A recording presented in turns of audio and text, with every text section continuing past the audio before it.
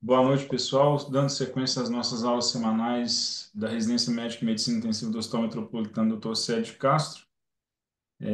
Nossa penúltima, não antepenúltima aula do ano, né, Bruno? Eu acho que tem mais duas aí além dessa, se não me engano. Hoje quem vai falar para a gente é o Dr. Bruno Rezende, preceptor e coordenador da nossa residência. Nosso tema de hoje é pancreatite aguda. Tem uma lista de presença que está disponível no chat para a moçada assinar aí, principalmente os nossos residentes. Mais uma vez, obrigado, Bruninho, dedicado à nossa residência, dedicação aos nossos residentes e o tempo que você dedicou para a nossa aula. Boa aula para a gente aí, turma. Valeu, pessoal. Vamos lá. Boa noite, primeiramente. Meu nome é Bruno, né? Igual o Idia me apresentou. Vou falar hoje, então, de pancreatite aguda, tá? É um... Sendo breve, assim, na definição, né? A pancreatite aguda é a inflamação aguda do pâncreas, né? É uma entidade que ela é muito heterogênea em apresentação e em gravidade, né? E geralmente 80% das vezes a gente tem um quadro mais leve, tá? Que não vai chegar geralmente no conhecimento aí da nosso enquanto intensivista, né? Geralmente o que vai estar sob o nosso cuidado vão ser esses 20% dos pacientes aqui, ó, que tem uma doença grave, né? Desencadeada não só pela inflamação aqui do pâncreas, né? Mas por um estado inflamatório sistêmico, né? Que vai surgir em decorrência desse processo inflamatório agudo do pâncreas aí, com acometimento de, de disfunção, né? De múltiplos órgãos. É uma doença que tem aí uma alta incidência, tá? 3,4 a 73,4 casos por 100 mil pacientes em todo o mundo, tá? Gerando aí 300 mil admissões anuais, né? 1 milhão de dias de internação e logicamente, com um custo alto, né? Eu não tenho o dado nosso aqui no Hospital Metropolitano, mas é uma entidade extremamente frequente lá no dia a dia, né? Hoje, inclusive, lá no nosso CTI, né? Um dos pacientes que a doutora Niara estava cuidando do dia era um paciente com uma pancreatite aguda, tá? Grave, né, Niara? Então, além da alta incidência, né, é um quadro, né, que tem uma mortalidade aí importante, né, que varia aí de 2 a 30% dos pacientes, né? Logicamente, essa mortalidade mais baixa, né, para os quadros mais leves, né, é, e uma mortalidade que, de acordo com o aumento da gravidade, essa mortalidade vai aumentando, em especial quando se associa a complicações do tipo necrose pancreática, em especial quando ela é infectada, né, que é o grande terror nosso, né, e que geralmente é gerador de muita intriga, vamos dizer assim, entre nós e cirurgiões. A gente vai falar um pouquinho disso aí mais para frente. Em relação à etiologia, né, a mensagem principal né, a gente sempre tem que buscar a causa, né, da pancreatite, né? As causas mais comuns vão ser essas duas aqui, ó, biliar e alcoólica, né? E vão ter as outras causas que vão se associar à biliar e à alcoólica, tá? Então vamos passar causa por causa aqui, falando inicialmente da causa biliar, né? Logicamente é a causa mais comum, vai estar aí de 40 a 70% dos casos, né? E a gente sempre tem que pensar nela, tá? Independente da apresentação clínica, né, sempre tem que estar na nossa cabeça a possibilidade de uma pancreatite aguda biliar e tem que ser pesquisado. tá? Um estudo retrospectivo confirmou vou ler aqui, ó, com a alta precisão e sensibilidade da ultrassonografia para diagnosticar uma etiologia biliar para a pancreatite aguda. E descobriu que a precisão era ainda maior quando uma segunda ultrassonografia era repetida uma semana após o estudo inicial, né? Então, só deixando aí como uma mensagem, né, que o ultrassom ele vai ter que acontecer para esse paciente que desenvolve a pancreatite aguda, tá?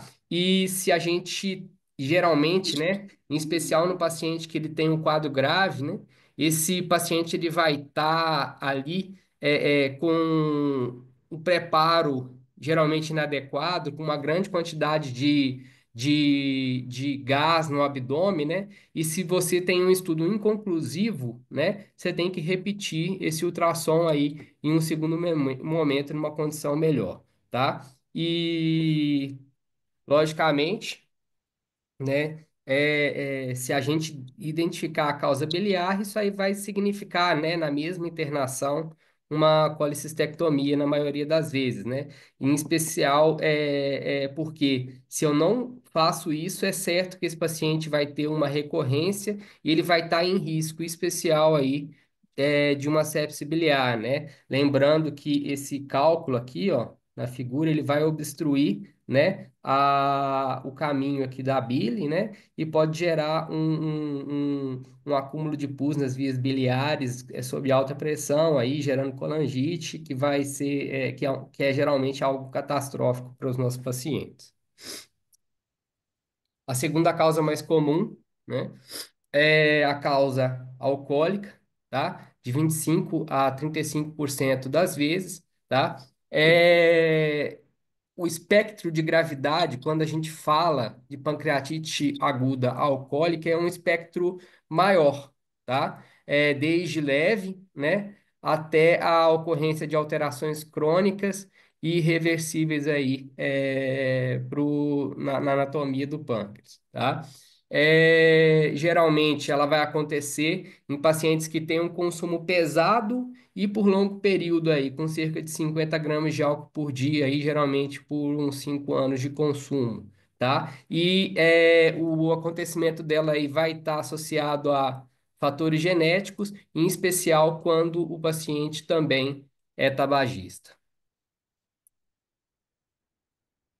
Uma outra possibilidade, né, é que a gente costuma ter no nosso serviço, né? Nosso serviço tem mostrado essa aptidão, né, para o manejo de, de pacientes com uma via aguda, ó, uma via biliar complicada, né, coledoclites, né, o CPRS, né, é o acontecimento de pancreatite aguda pós CPRE é algo que tem que ser lembrado aí, em especial quando eu tenho uma canulação acidental do Wilson ou de acordo com a técnica que eu uso aqui para fazer a CPRE. Em especial quando eu tenho uma injeção, né, de, de radiocontraste aqui na via biliar. Outras causas, né? Em especial, se o paciente não bebe, né? Se o paciente ele já tem uma causa biliar que foi excluída, né? Eu tenho que pensar no, no, no, na, na em pancreatite aguda secundária à hipertrigliceridemia, tá? E não é qualquer hipertrigliceridemia, tá? São em especial aqueles que têm um triglicéride maior do que 1.000, tá bom? Que vai gerar para a gente aqui um soro lipêmico, geralmente, tá? Então, a hipertrigliceridemia, uma causa, outras causas, né? Hipercalcemia, medicamentos, tá? E agentes infecciosos aí também. Às vezes a gente não vai identificar uma causa, né? Então a gente vai ter uma pancreatite aguda idiopática. Opa, peraí, rapidinho.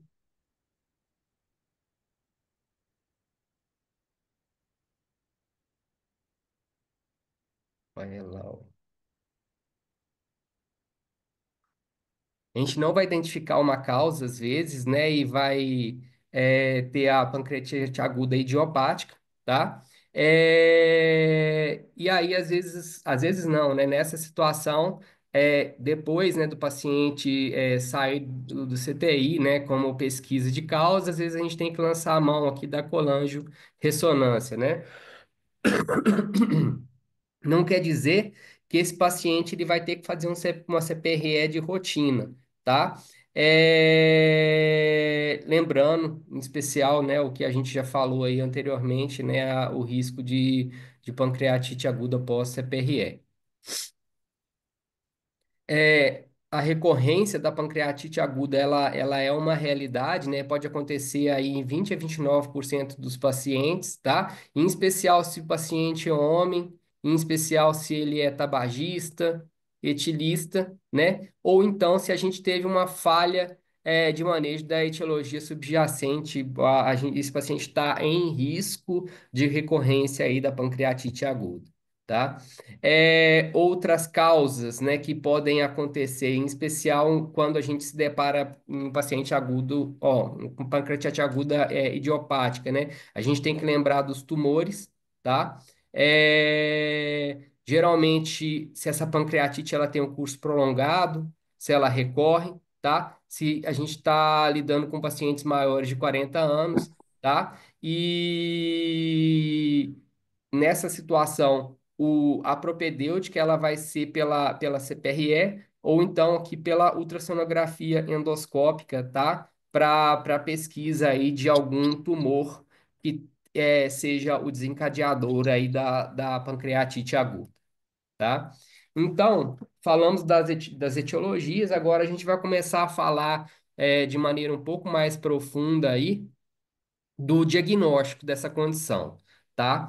O diagnóstico ele vai acontecer quando a gente tiver dois dos três critérios a seguir, né? Eu tenho três critérios. Eu tenho o quadro clínico, eu tenho alteração laboratorial, tá? E eu tenho também aí a imaginologia, né? Se eu tiver dois desses três critérios, eu vou ter o diagnóstico aí da pancreatite aguda, tá? O quadro clínico, esse paciente ele geralmente vai ter uma dor epigástrica ou do quadrante superior esquerdo, uma dor em faixa, né, que vai aí pegar o tórax, as costas, né, e os flancos, né, acompanhado de náuseas e vômitos né, o que tem uma importância essencial não só no diagnóstico, né, no quadro clínico, mas na condução, né, a presença de disfunções orgânicas que tem que estar aqui no centro do nosso cuidado, do centro da nossa atenção, beleza? Junto do quadro clínico, eu vou ter as alterações laboratoriais, né? Posso ter, né? Às vezes eu não tenho, aliás, né? E essas alterações laboratoriais são alterações de amilase e lipase, né? Geralmente, né? 3 vezes o limite superior de normalidade, né? Lembrando que a amilase, né? Ela tem uma sensibilidade não tão boa. Logicamente, o valor preditivo negativo não vai ser bom, né? E eu também não tenho uma boa especificidade. Então, o melhor exame para o diagnóstico é a lipase, né? Para o diagnóstico laboratorial, né? Ela é mais específica, tá? E além disso, ela tem uma alteração mais duradoura, né? A gente falou isso na beira de leito lá hoje, né? A gente tinha um paciente com uma alteração da amilase que estava muito limítrofe, né? Com um quadro clínico que não era característico, né? Que está ali associado a uma infecção pela Covid-19, né? E só tinha sido feita a amilase, né? A gente lançou a mão da lipase, pensando exatamente disso, né? De ser um quadro mais específico e com um paciente que já tinha uma história um pouco mais prolongada, né? E a chance da gente não flagrar isso com a amilase era grande, né? Por causa do tempo, né? Então a gente lançou a mão da dosagem da lipase aí hoje lá na condução desse caso.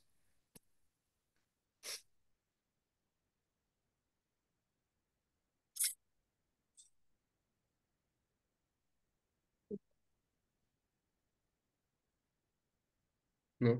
E o exame de outras alterações laboratoriais, né, a gente falou lá atrás, né, em especial se o paciente não bebe, em especial se a gente tem uma causa biliar excluída, né, lançar a mão aí da dosagem de colesterol total e frações aí para ver os triglicérides, tá?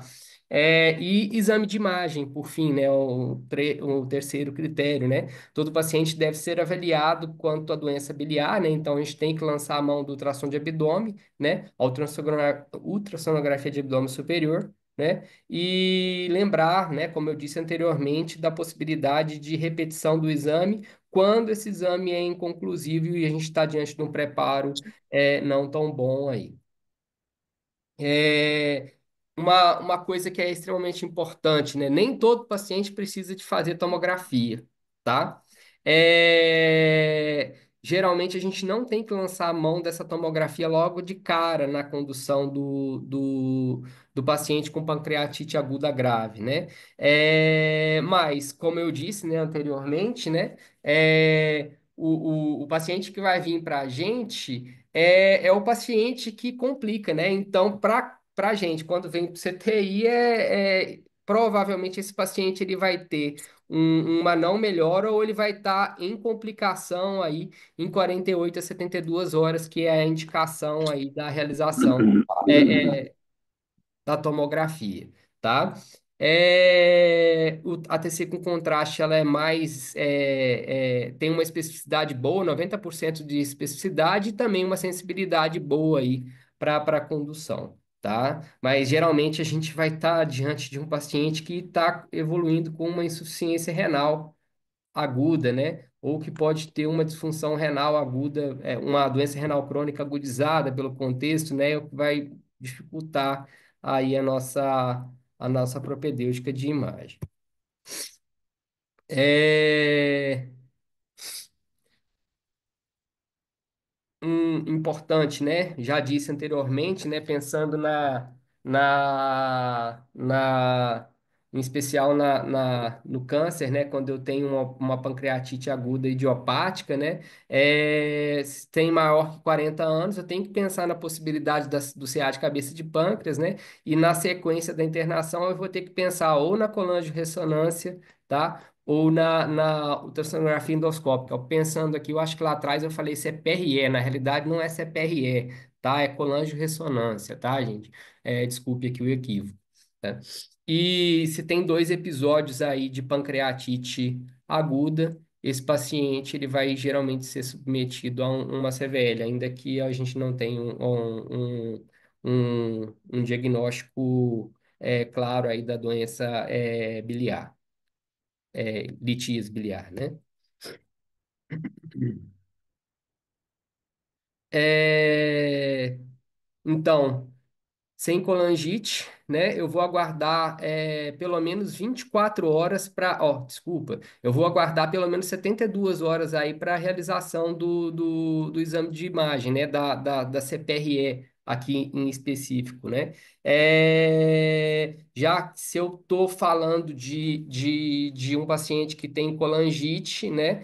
Seria adequado que essa CPRE ela seja feita aí nas primeiras 24 horas, tá?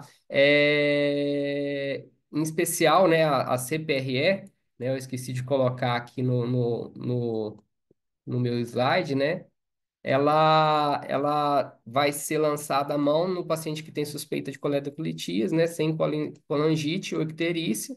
Aliás, desculpa, nem todo paciente ele tem que fazer CPRE, né? Se eu tenho a suspeita de coledocolitíase, né? E esse paciente ele não tem colangite, né? Não está ictérico, eu posso lançar a mão primeiramente da colangiorressonância ou do ultrassom endoscópico para dispensar a realização aqui da CPRE, tá? Então, repetindo, né? Se o paciente ele tem a suspeita de coledoclites, não tem colangite, não tem icterícia, eu posso lançar a mão aí da colangiorressonância ou do ultrassom endoscópico para não lançar a mão da CPRE, que é um exame invasivo e que tem maiores riscos aí para o paciente. Então, se tem colangite nas primeiras 24 horas, sem colangite, e se eu tenho indicação aí de CPRE, né, um paciente que ele fez aí um quadro de icterícia, né, e que eu já tenho o diagnóstico aí de uma dilatação de via biliar, aí eu posso aguardar aí pelo menos 72 horas para CPRE para fazer isso, essa CPRE no momento em que o processo já vai estar mais frio aí. Então vamos lá, mãos às obras, vamos falar do tratamento da pancreatite aguda. A gente vai ter que literalmente aqui ó, separar o joio do trigo, né? A gente vai ter que ter uma atenção grande para saber qual é o paciente que vai evoluir com um quadro pior, né? E para a gente falar disso, né? Anteriormente a gente falava muito de critérios igual o critério de Hanson, né? Que eu fazia exames na admissão do paciente, né?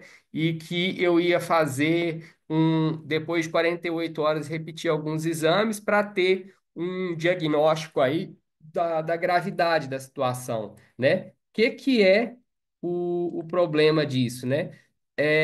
Isso aqui às vezes induziria a gente a esperar as 48 horas para pensar em gravidade. E a gente sabe hoje que esse tempo aqui, ó, infelizmente, ele está associado ao aumento de mortalidade, tá? Então, hoje a gente lança a mão mais de uma atenção maior de fatores de risco para para doença grave, né? Então, se o paciente ele já é mais idoso, se o paciente ele já tem aí uma obesidade, se está evoluindo com disfunção orgânica, com alteração de estado mental, né? Se é um paciente que tem muita comorbidade, né? Que está tendo sinais de insuficiência, uma resposta inflamatória sistêmica exacerbada aí com taquicardia, alteração da função respiratória, paciente evoluindo com febre, não necessariamente aqui se falando de infecção, né? Leucocitose, não necessariamente pensando em infecção, né? Alterações laboratoriais correlacionadas aí com essa disfunção orgânica, com esse estado inflamatório, com uma hemoconcentração, com um hematócrito maior que 44%, a gente vai falar disso aqui um pouquinho mais para frente também, né? Isso tudo aqui são sinais de que o paciente está desenvolvendo um quadro grave, né? E que o tempo é essencial para eu pensar nisso, né? Então, hoje a gente olha para esse quadro, né? Da pancreatite aguda e tenta pensar nesses sinais de disfunção orgânica para que a gente tenha uma atenção em identificar o paciente que vai ter maior dificuldade, que vai ter maior gravidade, aliás. Então, vamos falar, antes de seguir falando do manejo, do tratamento, falando doença sempre tem nome e sobrenome, né? A gente sempre vai ter que pensar qual é a doença, qual é a etiologia e qual que é a gravidade dessa doença, né?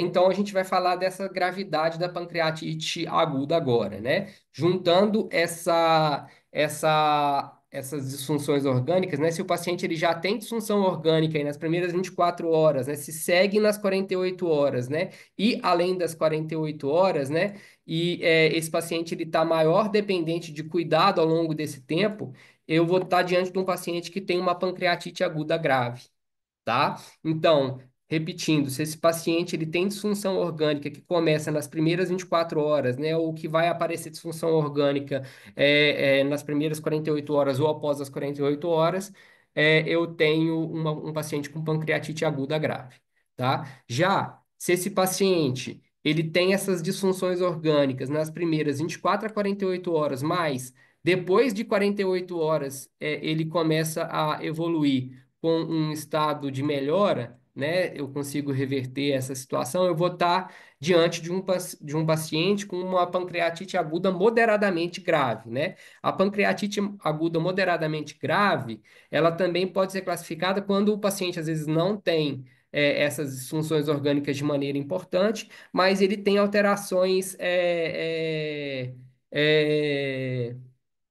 ele tem alterações de imagem, como no futuro, né, depois de 48 horas, aí depois de mais tempo, a formação de pseudocisto pancreático, né, uma necrose, né, pancreática ou peripancreática mais importante e sem disfunção orgânica persistente depois de 48 horas, eu também falo de pancreatite aguda moderadamente grave, tá? E, por fim, a pancreatite aguda leve, né? Quando o paciente ele não tem essas disfunções orgânicas aí e não tem essas alterações de exame de imagem, né? Igual eu vejo nessa primeira e nessa segunda imagem aqui de tomografia, né? E aí eu vou ter uma pancreatite aguda leve, né? Que geralmente são os 80% dos casos, igual a gente falou lá atrás, né? Eu posso falar nessa situação que eu estou diante de um paciente que tem uma pancreatite aguda intersticial ou edematosa, tá? Uma outra maneira de classificar é a pancreatite aguda necrosante, né? Quando eu estou diante de um paciente que tem quadros mais graves, né? Ou grave ou moderadamente grave, né? Com áreas de necrose geralmente maior que 3 centímetros ou maior que 30% aí do pâncreas também, né? Então, seria outro jeito de falar, né, de uma pancreatite aguda grave necrosante, né? E vamos falar então da condução agora de maneira um pouco mais específica, né? E aí, mais uma vez, né? O tempo aqui é essencial, tá? Eu tenho que ter uma atenção grande, né? Para qual que vai ser a evolução desse paciente e ter medidas específicas e claras para que esse paciente possa ou ainda que ele desenvolva, né, um quadro de um estado inflamatório importante, né, se eu conduzir isso de maneira adequada, esse paciente vai chegar lá no nosso objetivo lá na frente, que é sair bem do hospital, né, com seu problema resolvido. Então, ter atenção no tempo, em tempo hábil a essas disfunções orgânicas é de extrema importância, tá? Lembrar que eu tenho uma imprevisibilidade, tá, gente? Eu posso estar diante de um paciente que no início ele está bem demais e que esse bem, se eu não presto atenção, ele pode evoluir para uma piora clínica abrupta, né? Essa piora clínica abrupta vai estar associada à mortalidade aí, que é o que a gente não quer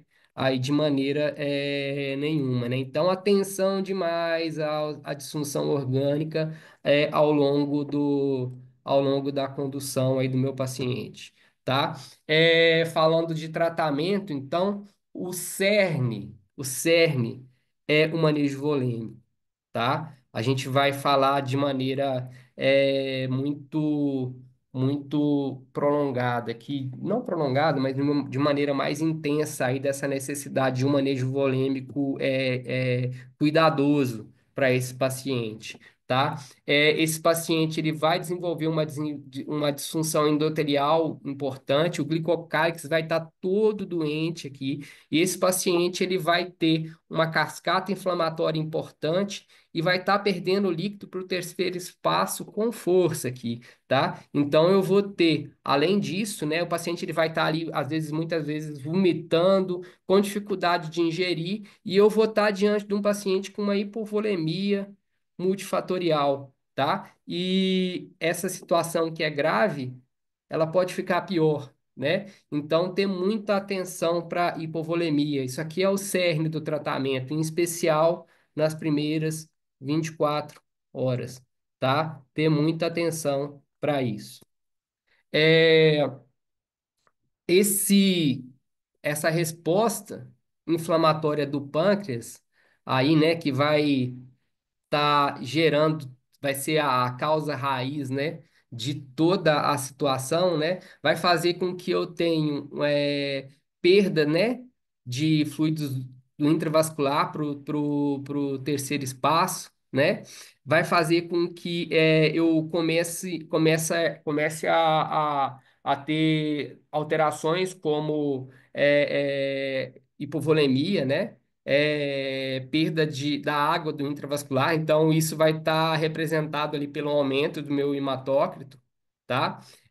vai fazer com que eu tenha uma perda de perfusão renal, tá? Uma redução do fluxo sanguíneo para o pâncreas, né? E esse pâncreas que já estava inflamado e que foi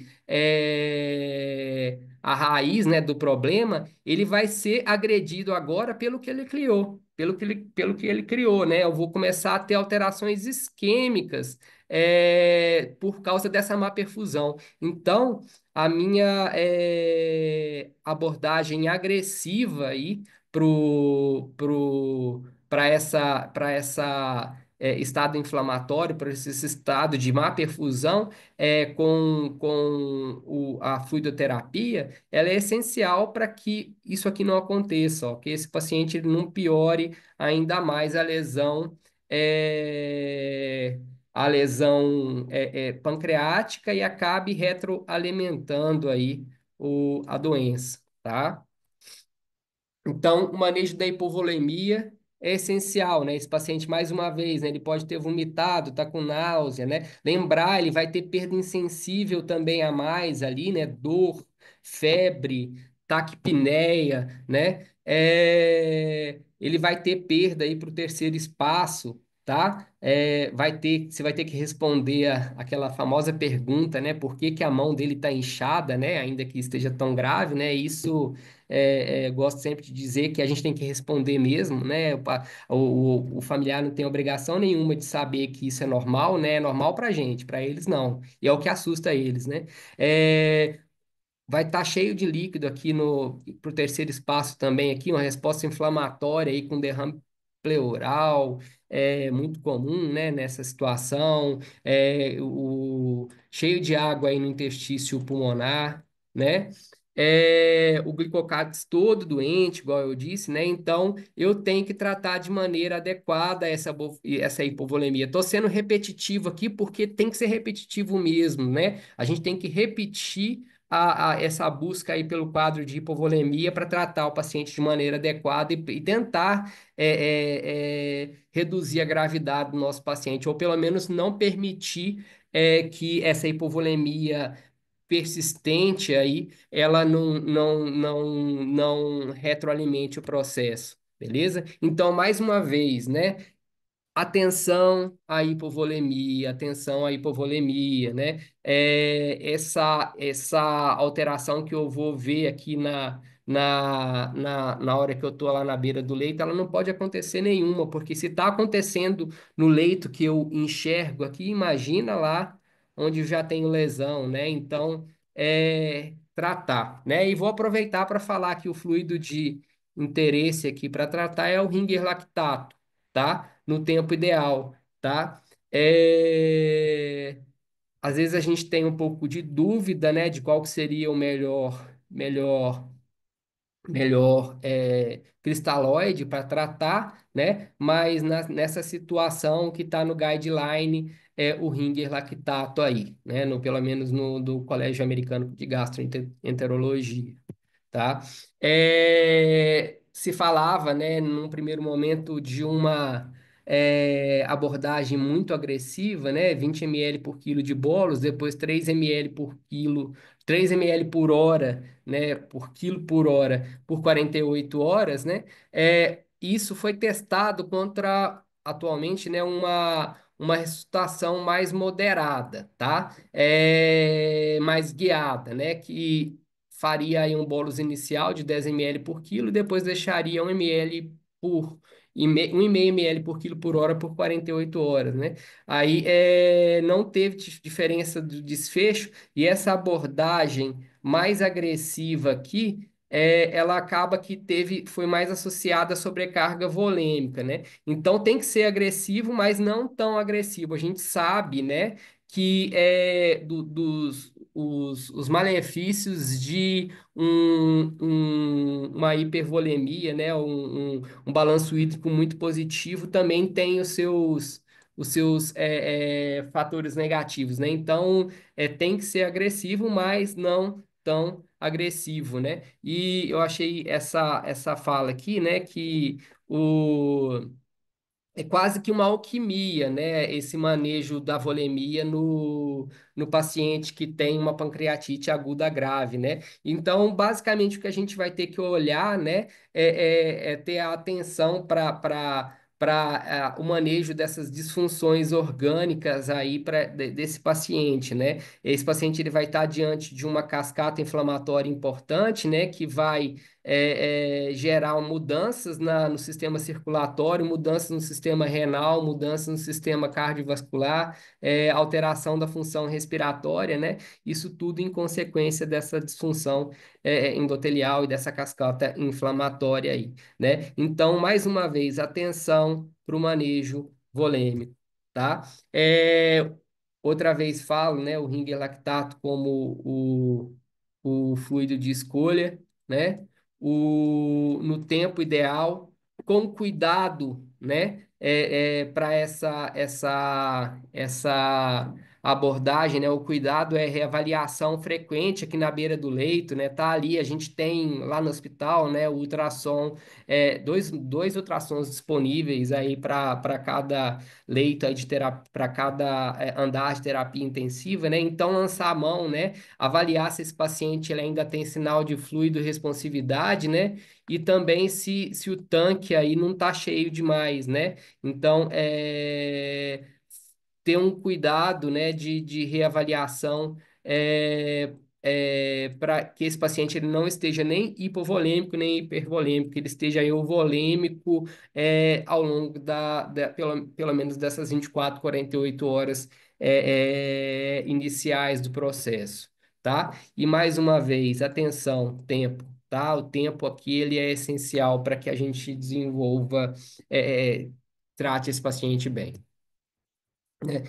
Falando de outros aspectos, né? O manejo da dor, né? O manejo da dor é também extremamente importante na pancreatite aguda, né? Muitas vezes essa dor ela vai estar presente por causa dessa isquemia, né? Secundária à perda de volemia, né? Então, tratar a volemia de maneira adequada trata a dor, né? E lançar a mão de opioide forte. Ó, de analgésico forte, né? Opioides, né?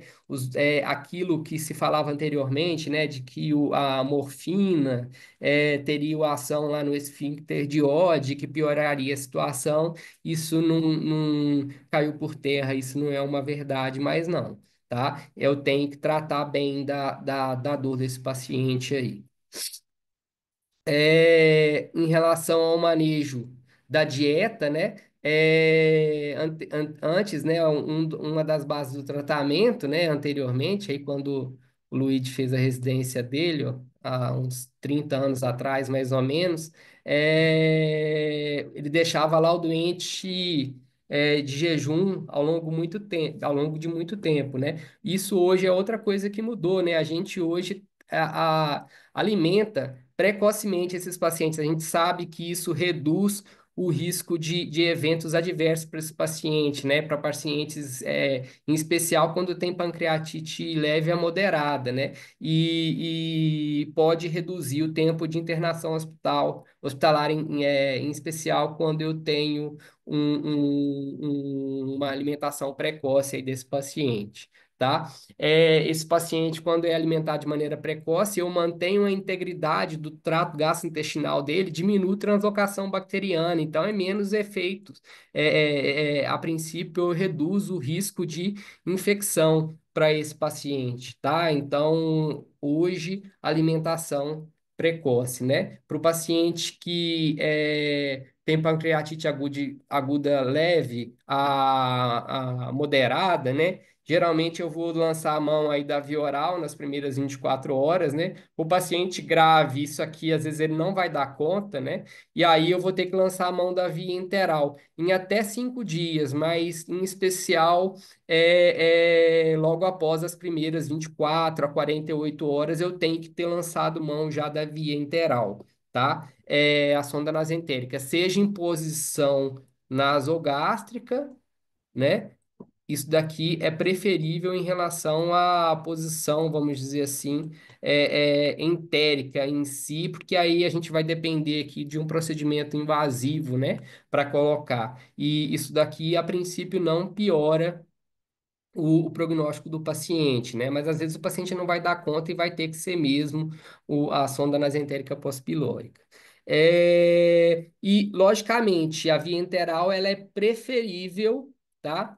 Em relação à NPT. A NPT eu só vou lançar a mão dela se esse paciente ele não dá conta da via enteral depois de 2 a 3 dias de tratamento, tá? Então a NPT ela não está proscrita, logicamente, às vezes eu vou precisar, mas ela não é a preferida, né? A preferida é a via enteral para os nossos pacientes, geralmente no CTI, aí, nos pacientes que têm uma pancreatite aguda grave.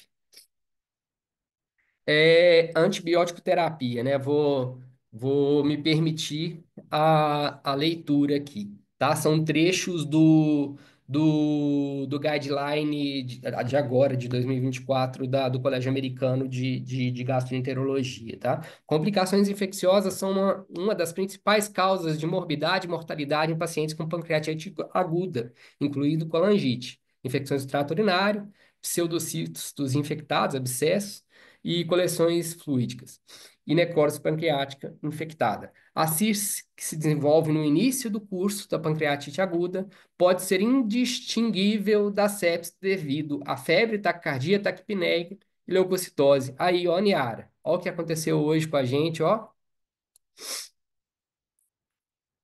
Quando há suspeita de infecção, antibióticos devem ser administrados enquanto a fonte da infecção está sendo confirmada. No entanto, importante demais, Aniara. Uma vez que o sangue e outras culturas sejam consideradas negativas, quando nenhuma outra fonte de infecção for identificada, os antibióticos devem ser descontinuados.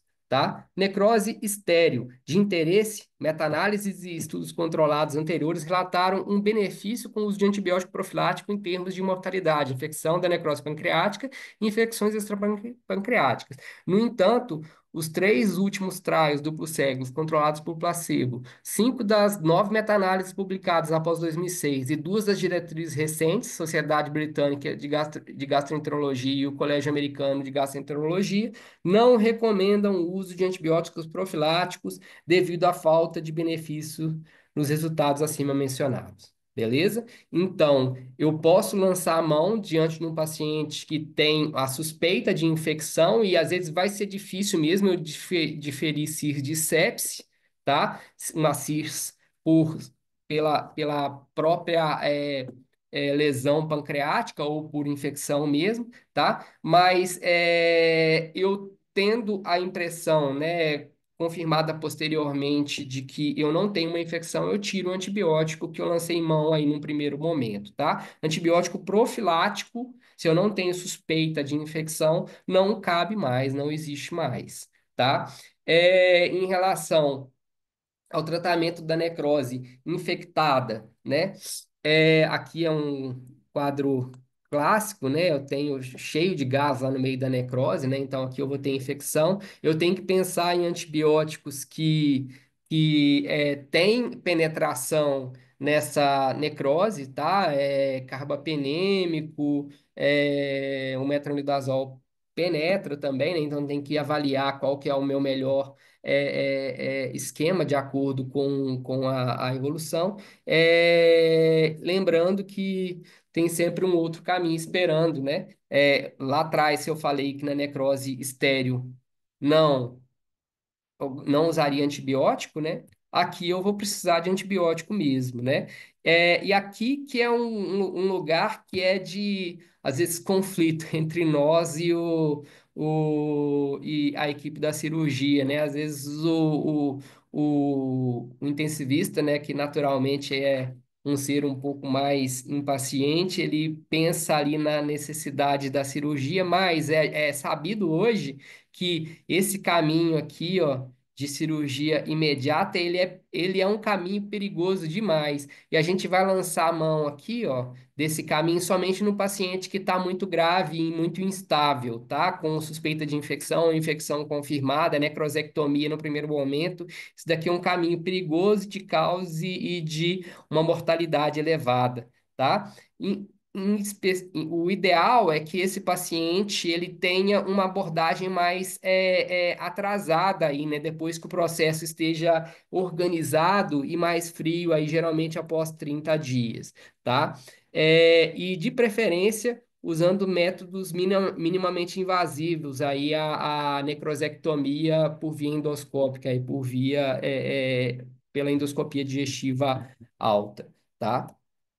É, não só vou dar espaço para a leitura aqui de novo. Sugerimos adiar qualquer intervenção cirúrgica, radiológica e ou endoscópica em pacientes estáveis, tá? Com necrose pancreática, de preferência por 4 semanas, para permitir a maturação da parede aí da coleção.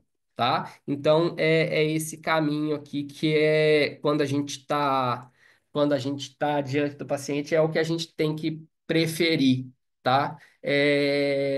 Se for possível, né? O caminho de cá só se o paciente estiver instável e é um caminho difícil, tá?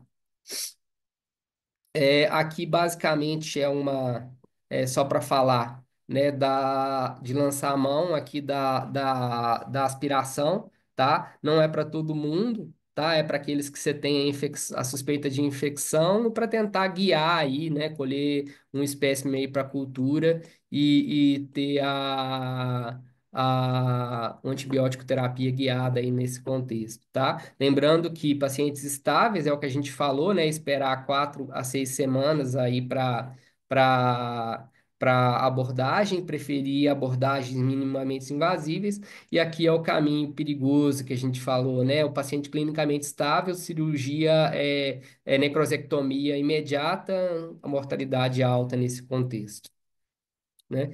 E caminhando aqui agora para o fim da aula, né? Esse paciente que tem uma pancreatite aguda de causa biliar, né? Ele vai ter que ser submetido a uma colecistectomia videolaparoscópica aí antes da alta hospitalar. Tá?